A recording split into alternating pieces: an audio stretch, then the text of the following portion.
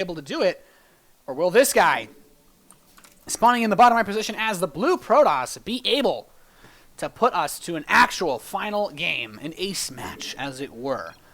From Axiom Esports, it is Crank. Always makes me think of Jason Statham whenever I see Crank. I just imagine him being like, the only way for me to stay alive is to constantly build Void Rays, and I don't know, the adrenaline or whatever. Awful movie reference, but spawning in the top left position as our red Zerg player. Coming in for Acer, he is one of the other Zergs from Europe filling this team. It is Bly.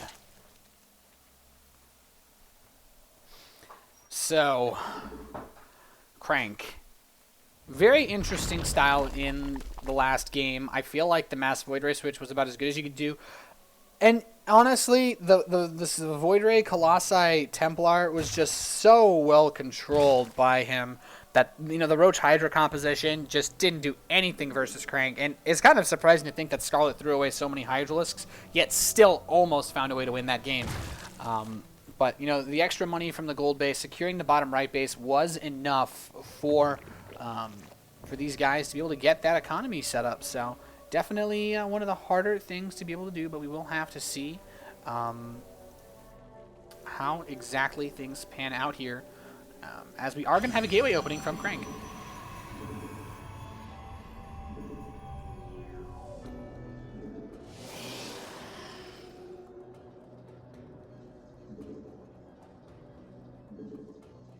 Now, in terms of what Crank can do, we could see something similar to the first game that he actually lost against Scarlet on Daybreak, where that early gateway pressure just didn't do too much. We could see him go for that 3-gate pressure again. There's the core on the way. There are quite a few options available, but Bly is going to be setting himself up now with that hatchery. 6 Zerglings on the way, trying to abuse possibly a Nexus first or something of that sort.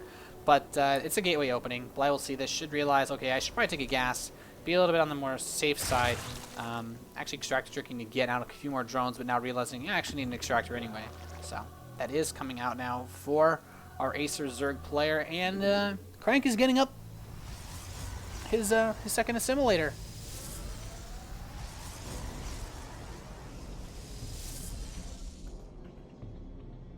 So Probe's heading down there to start a Nexus. These 6 Lings might be able to tuck away at it, get a little punches in.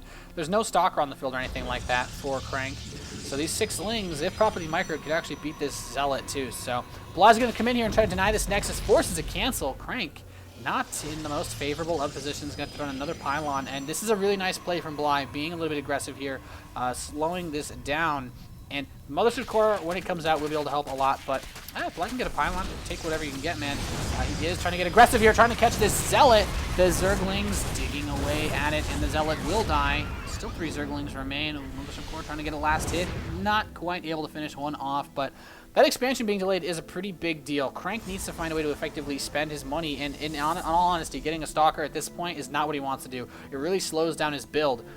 Nexus is finally coming in again, though, for our Axiom Protoss player.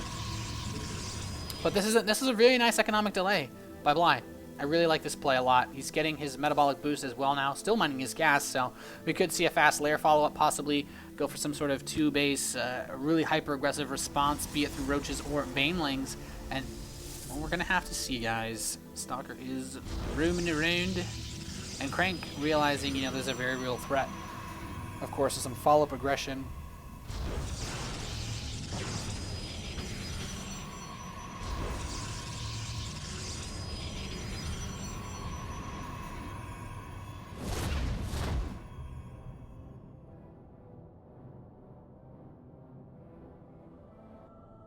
Overlord speed. Interesting decision here from Bly. I won't say I don't like it, but it's a very early investment of gas to scout. And he is going to know soon enough that there is this Stargate on the way. And 2 gateways as well. So Crank looks like he wants to do that same type of pressure with these proxy pylons going out. The same exact type of pressure that we did see earlier against Scarlet on Daybreak. And this Zergling is actually going to check for pylons that miss right. It's pretty much...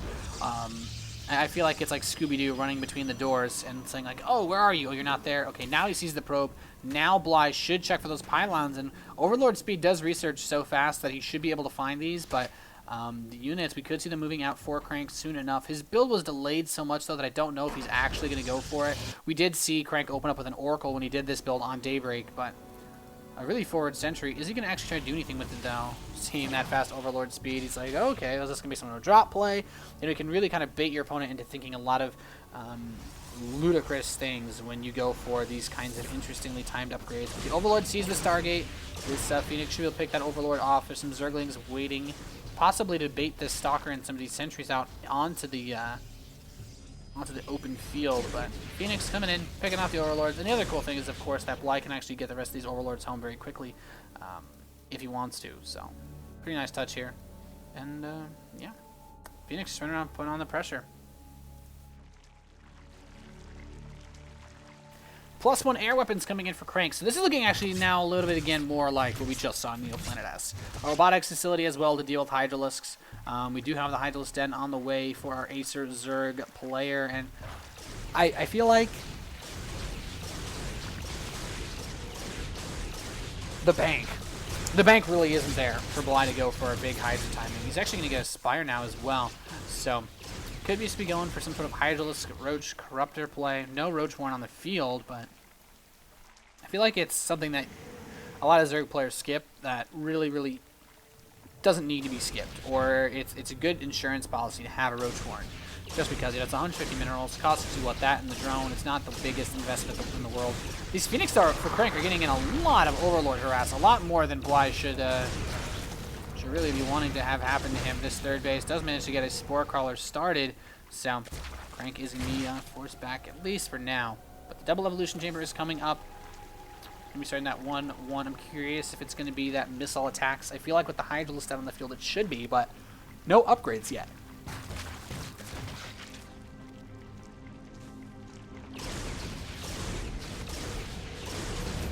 Phoenix coming in, grabbing some drones, doing a little bit of damage here. Overlord's taking some heat. And Bly, his drones are getting chewed away at a little bit. These Phoenix are doing a nice bit of damage. There's not really any Spore Crawlers on the field. Void Ray production already starting for Crank. Very interesting to see. The robotic space coming in as well. And it's going to be +1 melee for Bly. This is very interesting because in terms of how he's going to deal with this setup, Zergling's not going to work versus Colossi. If Crank goes for the army composition that he had in the game on Daybreak, he's going to find himself slightly vulnerable to this pressury type of play where his army can get caught out of position a lot. But if he goes for the play that we just saw in Neoplanet S, I feel like Ling style, Ling Muta, isn't going to work that well because Crank has favored the Stargate units. He can just get out a lot of Phoenix. Mass Muta play, though, is where things get interesting, but Crank's shown already that he has confidence in using these Stargate units, so I honestly wouldn't be surprised if he threw down a third Stargate, or a second Stargate, and just went for a lot of Phoenix to deal with these Mutas, and maybe even a Fleet Beacon. And the Mutas are about to get onto the field, and Bly's going to have one moment of surprise, as it were, where he can try to do some damage before Crank really knows about the Mutas, but the Observer does see them. He should be aware that there are Mutalisks on the field now, and we do have that Fleet Beacon starting. Yeah, so this is about as much as I expected from Crank. I would still like to see a second Stargate, but 1-1 is going to be wrapping up soon for Bly on those Zerglings. The thing is, how much are the Zerglings really going to do versus this setup? Unless you can catch Crank's army completely out of position, this Colossus is going to be enough. A lot of Stalkers being warped in to help deal with the Mutalisks as well. And, yeah. Thermal Lance upgrade is going to be complete soon, too. And Bly is going to come in here. He needs to get those Phoenix over. This is a really tough spot to be in. Throws on the Time Warp, but the Phoenix are not here. Manages to keep that Colossus alive, though. We should see that Nexus be started for Crank. Ooh, and now the Phoenix are doing lots of damage to these Mutas. Crank is, he's doing okay so far. Anion Pulse Crystals upgrade is going to begin on his Fleet Beacon so that he can get up that extended Phoenix range. It's +2 range for that upgrade. So very nice for the Phoenix versus the Mutalisks. Of course, the Mutalisks only have 3 range. So it definitely gives a significant advantage to have 7 range versus 3. Especially when you're in the air. But Crank knows now, okay, we've got a lot of bases, dude. Crank knows about the right side base. He now finds out about the left side base with these 2 hallucinated Phoenix. And I really like this touch. It really makes him think that there's actually 2 Phoenix there, but Overlord's not taking any damage. Bly will realize, hey, they're both fakes. You just are going to come over and pick them off, though. I wonder if he would be able to see on the... I wonder if you could see the range upgrade on a hallucinated Phoenix. Oh, it dies. That's a shame. Oh, there's still the other one. Does it show? Yeah, the range upgrade shows. So theoretically, you could tell that he has the +1 attack and the range upgrade on the Phoenix just off the hallucination.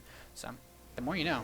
But a large number of Phoenix are on the field for Crank, and this is good versus the Mutas, but he needs to have good control and good micro to be able to actually get a good engagement. Corruptors are coming out as well to help tank for the Mutalisks. Not bad to mix them in. A lot of players actually like to mix the Corruptors in to help soak up shots. Really reminds me of some other Zerg players such as Nurchia, which makes a lot of sense since they are on the same team. But, well, here come the Mutalisks over towards that third base. There's an observer here spotting, though. The Overseer will help pick that off. A lot of cannons being produced, but Craig needs to get over here and defend this. One cannon does get forced to be canceled, so not bad play. The Phoenix, though, moving on up.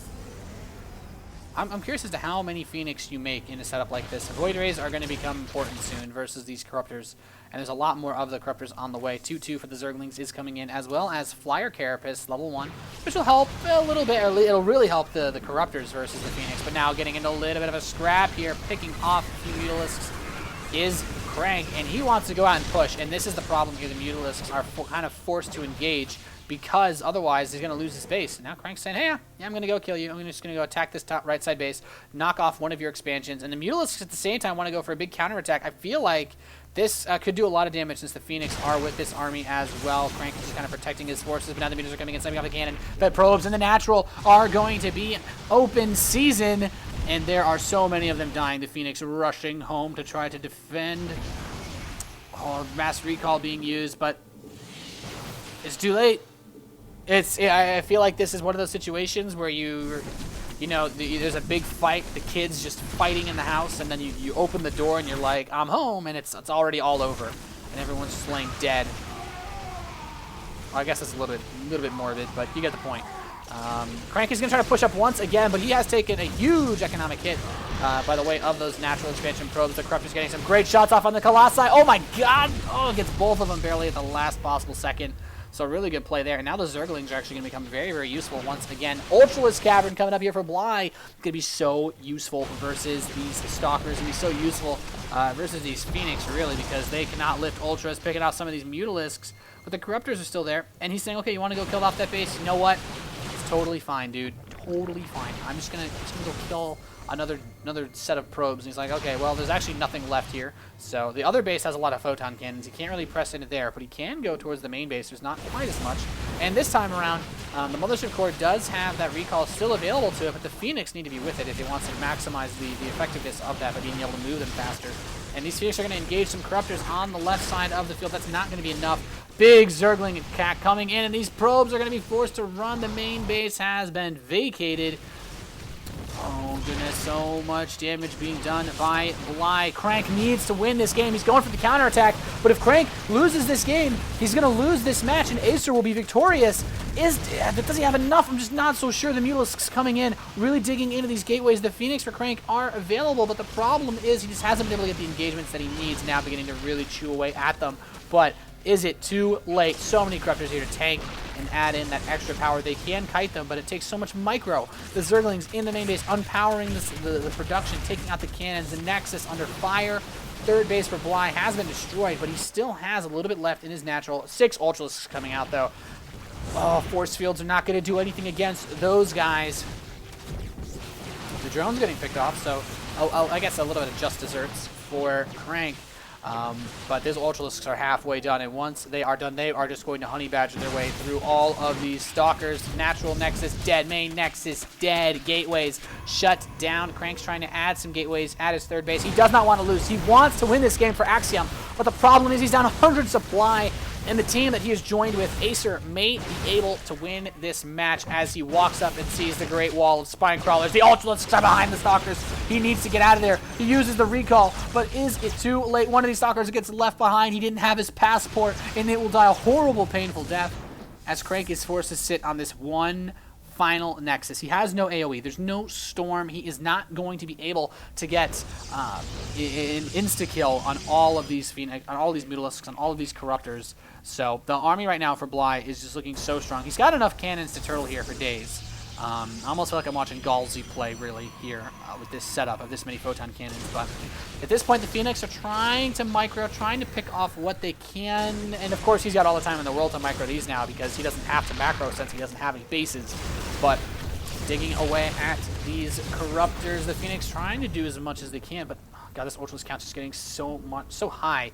And I feel like he's just going to be able to punch through these cannons soon enough. Crank is pretty much just hoping that Bly overcommits here and just dies. In all honesty, Bly doesn't have to do anything at all. He could literally just stop playing right now and just wait for him to try to expand. Just sit with his minimap, just blow the minimap up, zoom in on it or something, and just be like, okay, is he trying to expand? Okay, I'll go shut that down and just keep him contained for 5 years, since this base will not last forever. And well, Twilight Council is going to go up for Crank. DTs, I feel like, is probably the most predictable thing here in this situation. The Phoenix are getting a lot of drone kills, though, for Crank. Bly taking some economic hits. You know, 46 probes have died, with 62 drones so far. Using the Abducto to pull those Phoenix in towards the Corruptors is a very nice touch by Bly, though. And the Zerglings are still working away at this. The Fleet Beacon's about to die. Double Robo coming up here. I assume this is really his only chance at killing off these Ultralisks that are on the field for Bly. And the Twilight Council is going to be completed soon. Templar Archives, I guess, to deal with the Vipers, but this is too much tech to try to produce off of one base. Crank has actually locked his Stalkers in a little bit here. And this is such a rough spot. You can just slowly abduct units really forever. Pulling the Phoenix back, he's retaking that top right base. He should probably take maybe a fourth base. All he needs to do is just secure himself enough economy to not be able to lose, since those Phoenix have hurt him quite a bit. But this is such a rough spot. Templar Archives is on the way. Double Immortal production coming out for Crank. If this Immortal comes out here, is it going to be able to get out? I don't even know. Crank is, you know, I feel like we're going to be approaching Fantasy GG timing here in a little bit. But Crank really is, you know, you just kind of feel him digesting the situation, saying, really, I understand that my only chance at winning this match for my team, for Axiom, is if I can just somehow kill everything that Bly has and then be able to counterattack and win. Because he is on one base. He does not even have a Nexus on the way. He doesn't have any probes really on the field. He's got some Phoenix trying to roam around and see if there's anything that they can grab for free. But with the Greater Spire coming in, this will be a Grand Spire pretty much, because once those Broodlords are out, this game is over. The cannons will not be able to defend against the endless, relentless attack of the Broodlings. But a Scouting Ling comes in here and sees, yeah, you've got some Immortals. Okay, kid, that's really adorable. But Crank, how many Photon Cannons does he have here? Actually, look at the structures tab. He's got 14 cannons. 14 cannons. I almost feel like I'm playing a game of tower defense. I believe that's Pylon SimCity. He needs to leave a little choke, though, so they can funnel through and have to walk the long way around. But he's trying to move out, and this could be dangerous. The Ultralisks are going to retreat. There are enough Immortals here to really do a lot of damage to them, but my only assumption is that Craig thinks he might have a chance of getting an expansion, but the Time Warps are going to go down Blinding Cloud, preventing these Immortals from getting their hits off, and Crank is going to finally be forced to fight. The Immortals, though, releasing lots of pain into these Ultralisks. The Stalkers, can they tank enough for him to be able to take this out, though? I'm just not so sure. There's so much here for Bly. Crank dropping below 50 supply. Is this going to be it? Is this going to be his last stand? The cannons are going to provide a good bit of meat to have to work through because of this wall between them. But Bly's Greater Spire is done. I feel like he's just going to select all these Corruptors, hold down the B button, and just A-move. Crank GG's as Bly pauses, but Crank's going to say GG again, saying, no,